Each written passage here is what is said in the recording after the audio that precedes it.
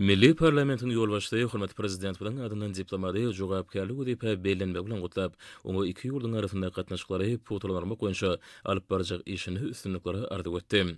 Diplomat mähirli kabul edilen üçin hoşallyk bildirip hormat prezident bilen Çad Respublikasynyň ýolbaşçylarynyň mähirli salamaty hemde ähli türkmen halkyna iň gowy arzularyny getirdi. Söhbet örüşüň dowamyny elçi milli parlamentiň düzümi hemde onuň ýurdumyzyň kanunçylyk büniadyny toplumlaryny döwrüplaşdyrmak boýunça alyp barýan işleri Türkmenistanyň içeri hemde daşary siýasatynyň esasy ugurlary bilen tanışdyryldy.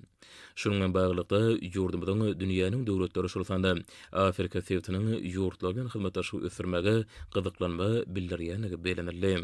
Şeýlehem iki taraplaryň hyzmatdaşlygynyň mümkinçilikleri bardy, özara gyzyklanma bildirilip pikirleşildi.